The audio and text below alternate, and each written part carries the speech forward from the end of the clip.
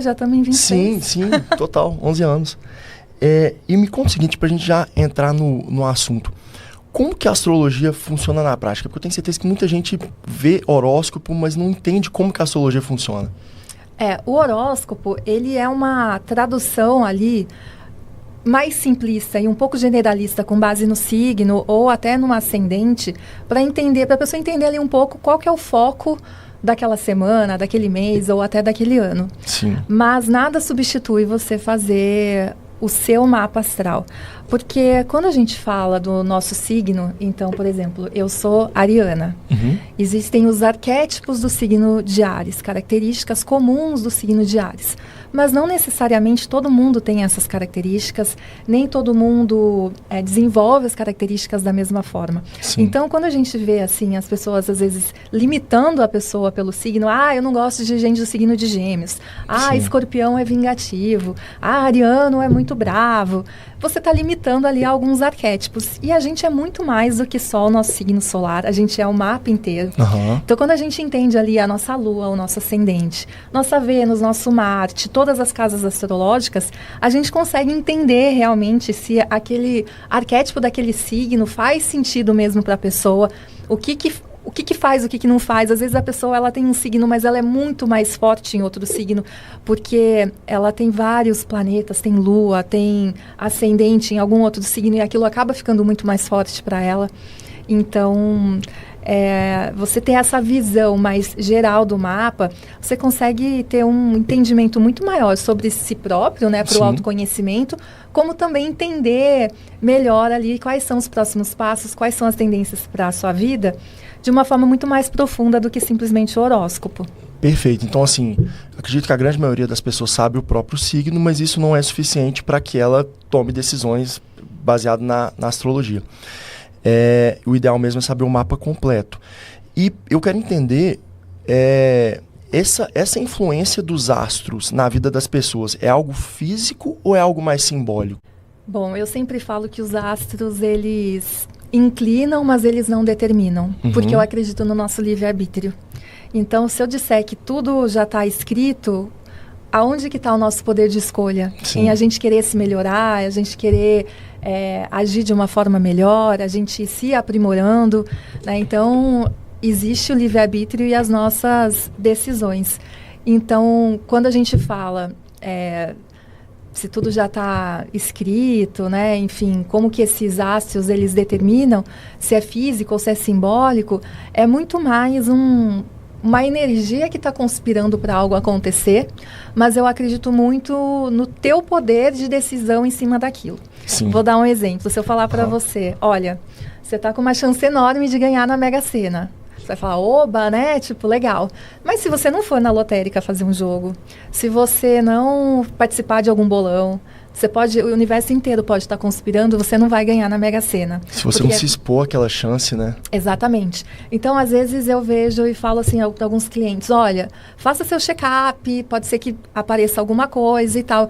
A pessoa já faz o check-up, às vezes pega alguma coisa no comecinho, pronto, tranquilo. Ou então, olha, cuidado com o teu casamento, pode ser que tenha uma crise. A pessoa de antemão já falou, opa, deixa eu cuidar aqui, talvez eu esteja negligenciando alguma coisa aqui no meu casamento ou no meu trabalho. E aí a pessoa se predispõe a fazer um movimento e aí às vezes aquele trânsito que seria mais desafiador, mais difícil, ele chega fraco, porque você fez a sua lição de casa antes, sabe? Fica mais leve. Fica mais leve. Isso pro bom ou pro ruim, né? No caso de eu falar, por exemplo, você está com uma grande chance de conseguir uma nova oportunidade no emprego, uma promoção. A pessoa ela se acomoda, talvez não vai chegar nada novo. Agora, se a pessoa, opa, legal, então deixa eu batalhar, deixa eu ir atrás, aquilo tem mais chances de acontecer também. Perfeito. E para quem quer fazer um mapa numerológico, o que precisa? Mapa astrológico. Pessoal, aqui até para vocês entenderem, eu estava gravando um outro episódio de numerologia logo antes desse, então por isso a minha confusão. Mas enfim, você fazer um mapa astrológico. O ideal é você ter, né, o dia, a data, né, do seu nascimento, o local, a cidade, não precisa hospital, nada, a cidade já é suficiente. E o horário. Às vezes algumas pessoas falam para mim, poxa, não tem horário, horário é importante. Horário é importante para definir o ascendente, e a partir do ascendente, todas as casas astrológicas, a gente tem 12 casas astrológicas no mapa, cada uma fala de uma área da vida. Então, quando a gente não tem horário e a gente limita essas informações, é possível fazer um mapa, mas a gente perde muita coisa ali. Falta o ascendente. E as outras, né? E graças ao ascendente você consegue ver todas as outras casas. As 12 casas. Exatamente. Tá. Se a gente pensar nos elementos que são os mais importantes dentro do mapa, a gente tem o signo, que é o Sol, né? Tem o ascendente. Quais outros são mais relevantes para essa personalidade da pessoa? A Lua, para mim, é super importante você saber o seu signo lunar. Então, se você não saiba, corre atrás ali de saber. Porque o nosso signo lunar, ele fala muito das nossas emoções. De como a gente se sente emocionalmente confortável, né? De como que a gente lida quando acontece alguma coisa na nossa vida. E como que a gente vai reagir, como que a gente vai sentir isso. Então, a gente entender ali o nosso signo solar, o nosso signo lunar e também a casa astrológica em que essa lua está, ajuda a gente a entender muita coisa nas nossas vidas, né? Perfeito. E o ascendente? Qual que é a aplicação dele na vida da pessoa? O ascendente, ele fala muito sobre a forma como a gente se mostra para o mundo e também um pouco de como o mundo nos enxerga e também um pouco da forma como a gente enxerga o mundo. A gente tem um certo olhar ali de acordo com o nosso ascendente.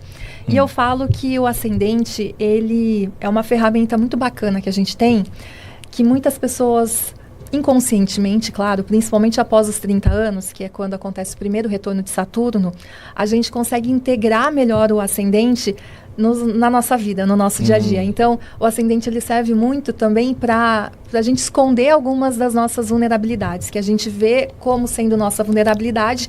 A gente não quer mostrar aquilo logo de cara para a pessoa, então a gente usa características do nosso ascendente para esconder um pouco algumas questões que a gente não quer logo de cara abrir para todo mundo.